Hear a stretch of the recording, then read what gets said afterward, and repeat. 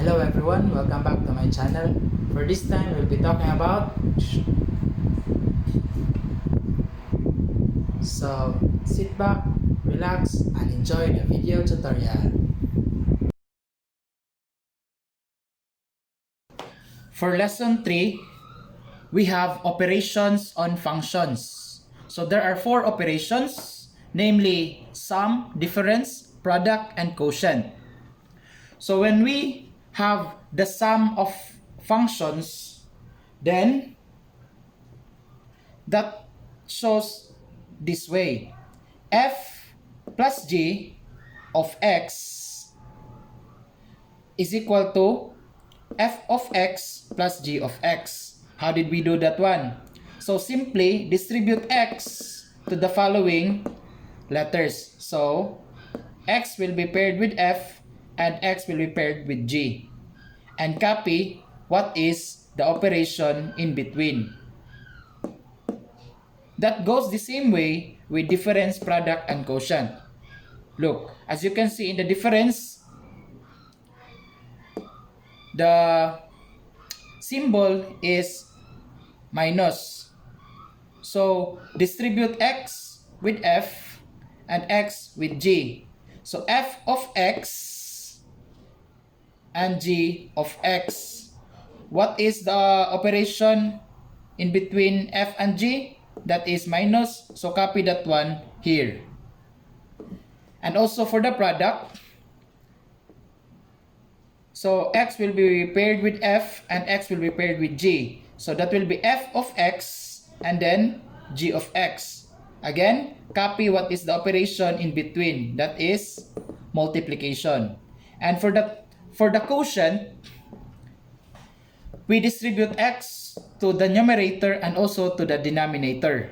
So that will become f of x over g of x. But remember, if it's a fraction, g of x should not be equal to 0, or the denominator should not be equal to 0. Why? Again, any number divided by 0 is undefined. So bawal mahimog 0 ang atong g of x. Now let's proceed to the examples of operation on functions. First is the sum of functions. So again, why is it sum of functions? Because the operation between f and g are plus, or the addition sign. So if f of x is equal to x squared minus 5 and g of x is 5x plus 4, let us solve f plus g of x. And let's have another example that wherein x is changed to a number or any value. So we have f plus g of 3. First, let's solve this one. Remember, we will distribute x to f and x to g. So first, copy the given f plus g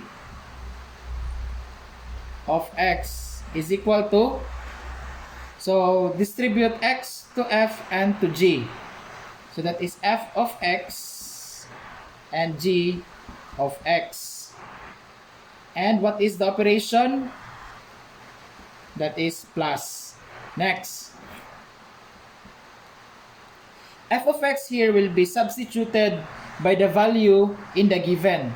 So it says here f of x is x squared minus 5. So f of x here will be changed to x squared minus 5. Copy plus sign. And g of x will be changed to 5x plus 5 because g of x is 5x plus 5. I mean 5x plus 4. Next, combine those numbers with the common variables. So x squared has no pair, while 5x has no pair also, and negative 5 can be combined with positive 4, and the answer for that one will be negative 1. So our final answer for f plus g of x is equal to x squared plus 5x minus 1. So I have arranged the answer from the highest degree to the lowest degree. So the degree for x, or the exponent of x, is 2, while for 5x is 1, while for negative 1 we don't have any exponent, or simply the exponent for that one is 0. So there is a hidden x raised to the power of 0. So any number raised to the power of 0 is 1. And 1 times negative 1 is simply itself. Now for the solution for f plus g of 3 is this way. We first do the sum of functions. So copy f plus g of 3 is equal to, distribute 3 to f and 3 to g. So that would be f of 3 plus g of 3. Next, f of 3 will be substituted by this equation. So the value of our x is 3. So the x here will be changed to 3. So that would be 3 raised to the power of 2 minus 5, copy plus, and then substitute g of 3 with this equation, wherein the x will be 3. So 5, change x with 3, and copy plus 4. And then combine the following numbers. So here, first solve this group, which is from f of 3, and next solve this group, which is from g of 3. 3 squared is 9 minus 5 is 4, plus 5 times 3 is 15, plus 9 is 19. 4 plus 19 is 23. So f plus g of 3 is equal to 23. You can recheck your answer if it is correct by substituting 3 in this equation. As you can see, f plus g of x has the same format with f plus g of 3. So f plus g of x is x squared plus 5x minus 1. So simply substitute 3 to the x's here. So we can check that one by doing this one. 3 squared plus 5 times 3 minus 1. 3 squared is 9 plus 15 is 24 minus 1, that is 23. So we have the same answer. So our answer here is correct. For the next example, we have the difference of functions. So why is it difference of functions? Because the operation here are subtraction. So just like earlier, we distribute x to f and to g. So solution, that will be f of x. Again, let's first copy the given f minus g of x is equal to, now distribute x to f and to g. So that will be f of x and then g of x. Don't forget the operation, which is subtraction. So subtraction, so minus sign will be put there. Next, f of x is x squared minus 5. So write that one here. And group that one and write and bring down the minus sign. And substitute g of x with this equation. So that is 5x plus 4.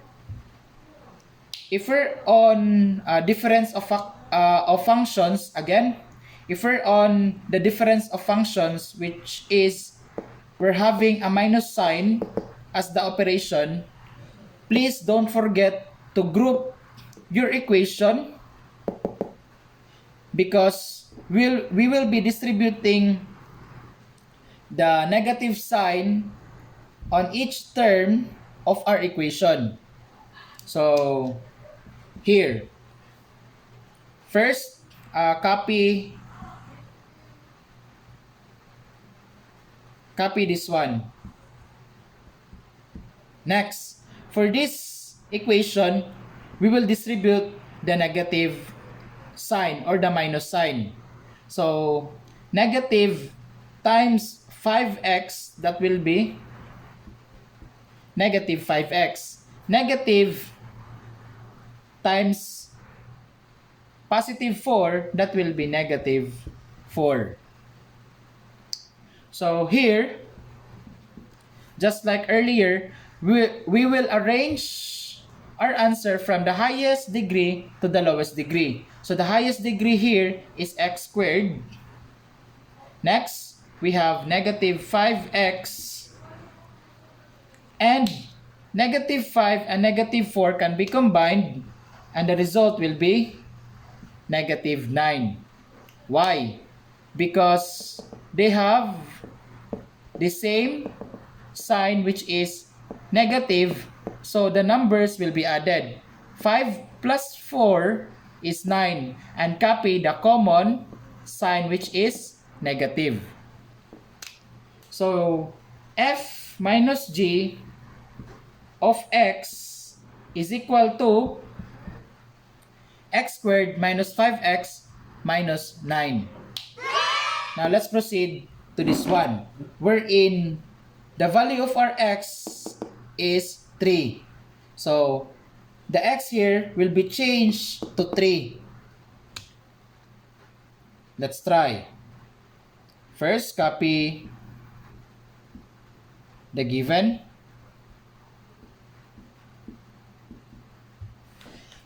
Just like here, we distribute 3 to f and to g. So that is f of 3 and g of 3. Don't forget the operation, which is subtraction. Next, f of 3 will be based on this equation. So the x here will be changed to 3. So x will be changed to 3. That will be 3 squared, and copy minus 5. And don't forget to group them after putting the negative sign or the minus sign. For g of 3, this is the equation. So the x here will be changed to 3.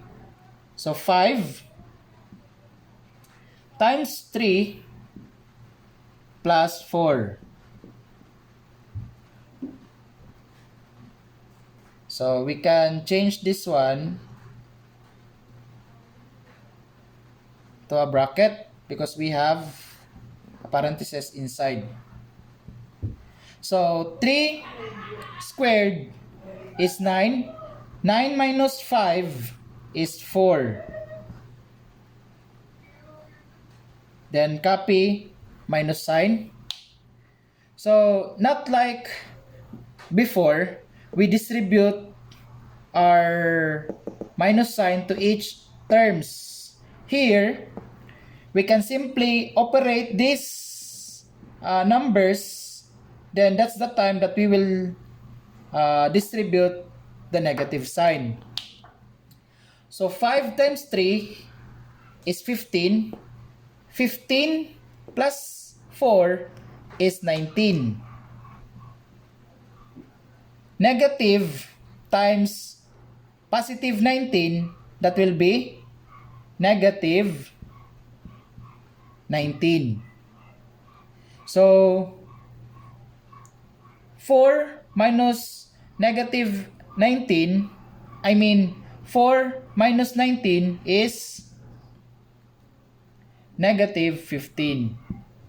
So f minus g of 3 is negative 15. Just like before, we can recheck our answer by using this equation that we have derived.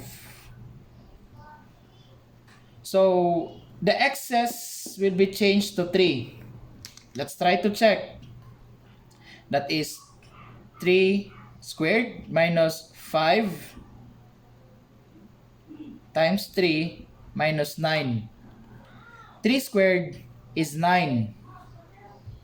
9 minus 5 times 3. So 5 times 3 is 15. 9 minus 15, that is negative 6. Negative 6 minus 9, that is negative 15. So we have the same answer here. So our answer, negative 15, again, our answer negative 15 is correct. Next examples is the product of functions. So these examples are product of functions because the operation that we are using here is multiplication. So just like before, again, to solve this one, we first copy the given.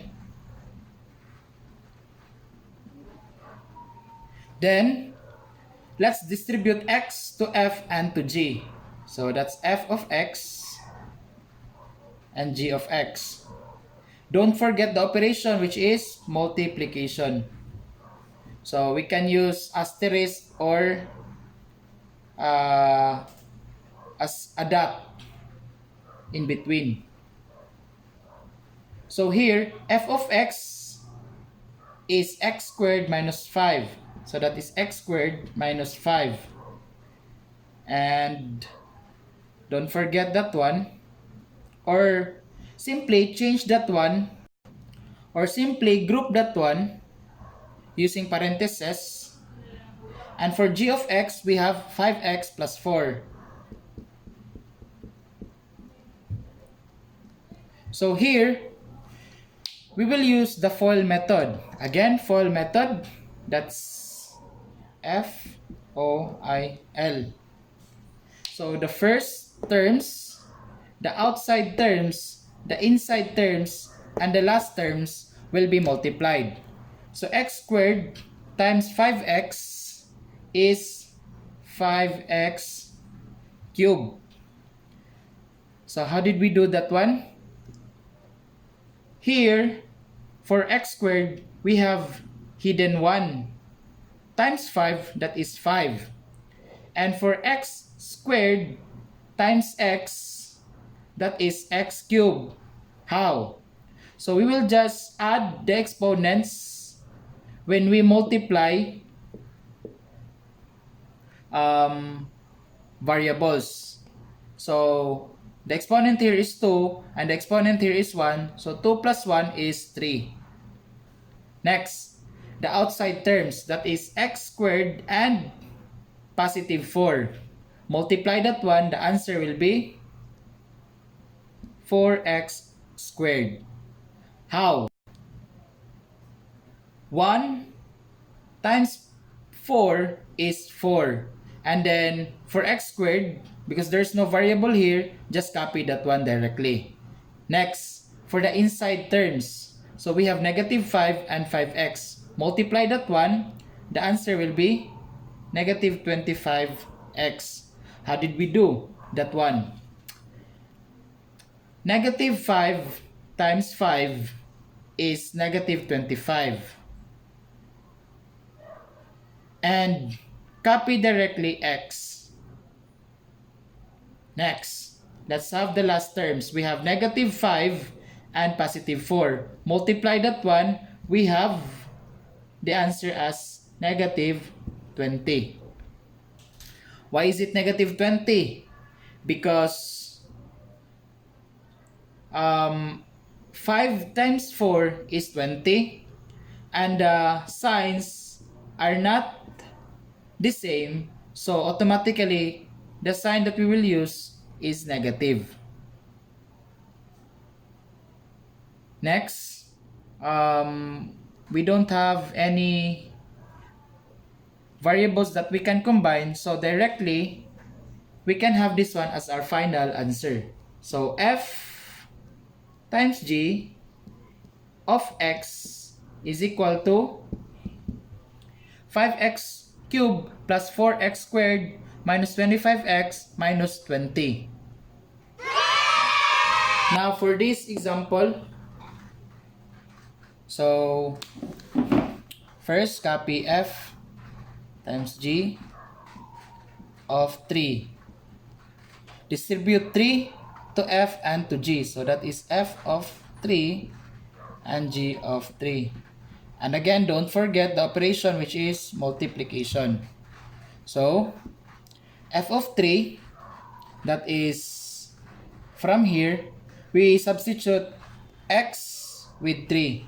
So that is 3 squared minus 5 times. For g of 3, we get that one from here. So change x with 3. That will be, so we can erase that multiplication sign because we're using already parentheses. Again, 5 times 3 plus 4. 3 squared is 9 minus 5 is 4. 5 times 3 is 15. 15 plus 4 is 19. And 4 times 19 is 76. So f times g of 3 is 76. Again, we can also recheck that one by substituting 3 to the excess here. So 5 times 3 cube plus 4 3 squared minus 25 times 3 minus 20. 3 cubed is 27. 27 times 5 is 135 plus 3 squared is 9. 9 times 4 is 36. Next, we have negative 25 times 3, that is negative 75. And negative 20 will be copied. 135 plus 36, that's 171. And negative 75 minus 20 is negative 95.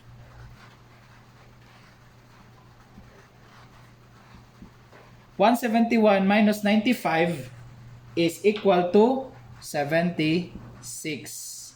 So we have the same answer earlier. So 76 is really correct.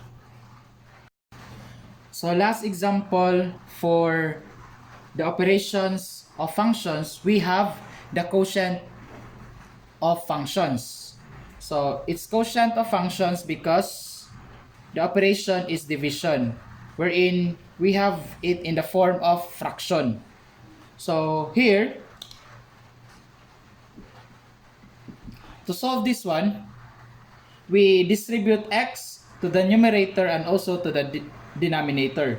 So first, copy, and then distribute x to the numerator and to the denominator.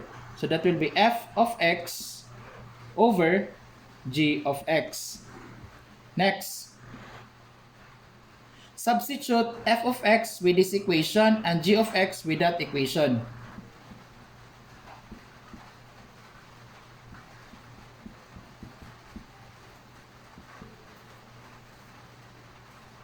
And that's it. So f divided by g, or f over g of x, is equal to x squared minus 5 over 5x plus 4.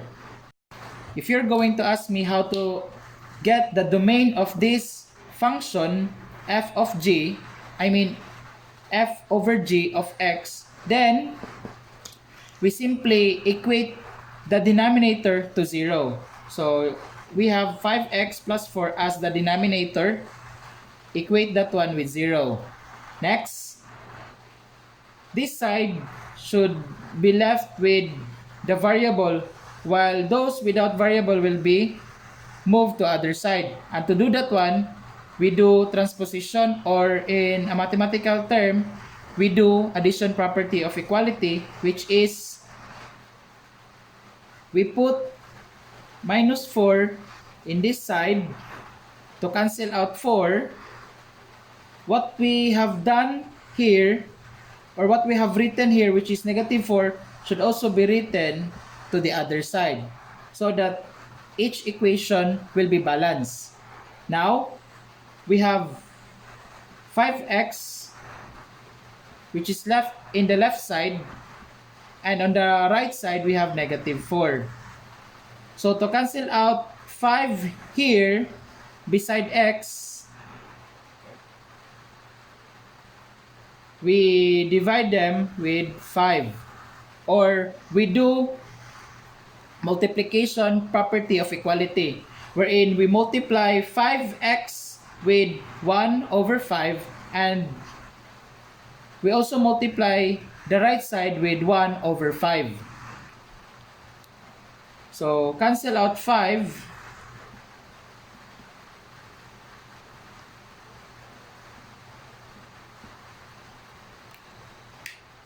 The restricted values of this function is negative 4 over 5.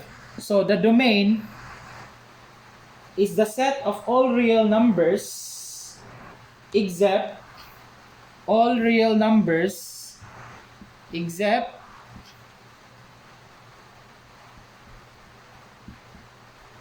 negative 4 over 5.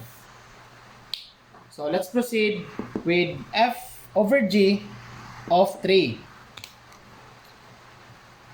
So again, copy f over g of 3, then distribute 3 to the numerator and also to the denominator. That is f of 3 over g of 3. Next, for f of 3, that will be substituted with x squared minus 5, wherein x will be 3. So that is 3 squared minus 5 over g of 3. So we get this equation, but x will be substituted with 3. So that is 5 times 3 plus 4. So combine like terms and operate the following operations. We have 3 squared is 9 minus 5 is 4 over 5 times 3 is 15 plus 4 is 19. So f over g of 3 is equal to 4 over 19. We can recheck again our answer by substituting 3 in this equation. So that will be 3 squared minus 5 over 5 times 3 plus 4. As you can see, when we substitute 3 to the x's here, this one is the same with what we have done before. So the numerator is the same, the denominator is the same. So surely our answer 4 over 19 is correct. Now for the last topic for lesson 3, we have composition of functions. So composition of functions is denoted with this symbol, which is a small circle. So that is read as of. So this equation is read as f of g of x is equal to f of g of x. So the idea of composition of functions is this one. X is being distributed to f and to g. So f of x and then g of x. But because it is already composition of functions, the x of f of x will be changed. It will be changed with g of x. So f of x becomes f of, again, x will be changed with g of x. So g of x will be put instead of x. So this one is the same with this one. So the idea of composition of functions is the domain of g of x is x, while the domain of f is g of x. So let's have some examples. F of x is equal to 4x minus 5, and g of x is x squared plus 4. So for the first example, we have f of g of x. So solution.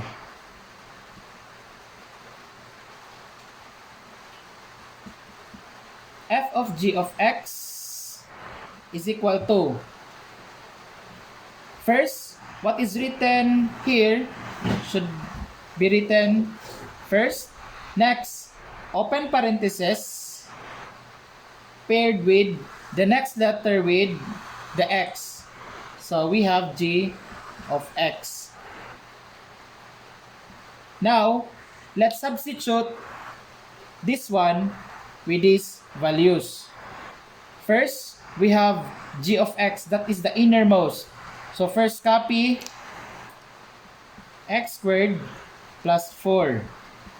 Next, this x squared plus 4 will be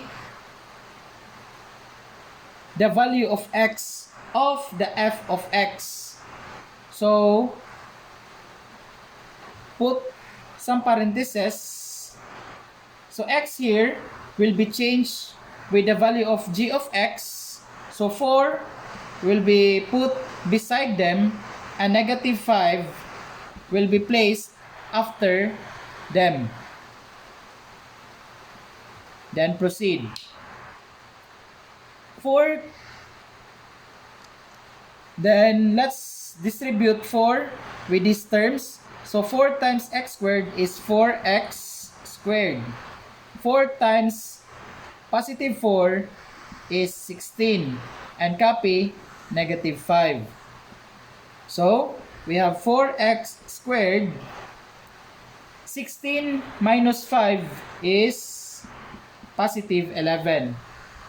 So f of g of x is 4x squared plus 11. Now let's have g of f of x. So earlier we have f of g. Here we have g of f.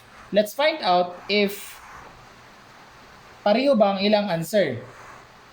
So for the solution, copy that one first, g of f of x. Next, what is the first letter? So write that one, which is g. Next, put a parenthesis and then the next letter paired with x, that is f of x. So the innermost function should be first substituted, and that is 4x minus 5. So we write 4x minus 5. Next, we have g as the outside letter. So this equation will be used, but instead of x, we use the value of 4x minus 5. So again, x will be substituted with 4x minus 5. So this one will be placed with squared. So again, x is being substituted by the value of f of x. And then don't forget the plus 4. Next,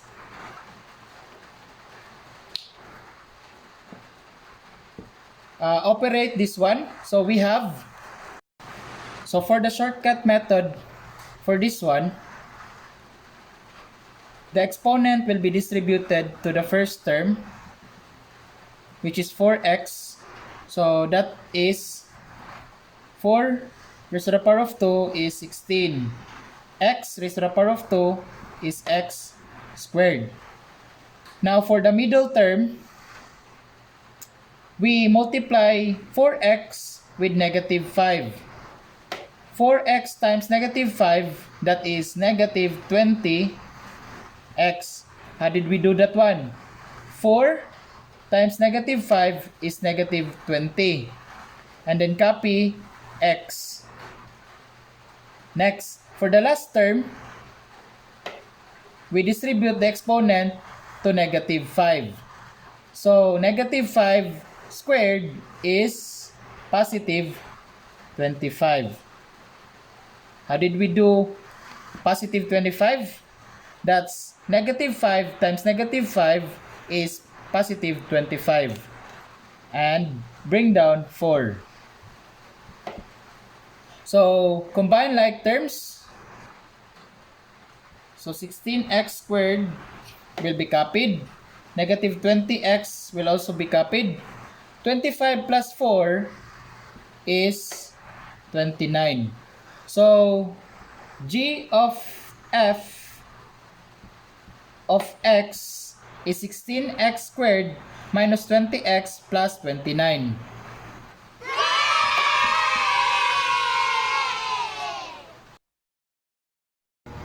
So that's it, class. Thank you for watching. I hope you've learned something from this video.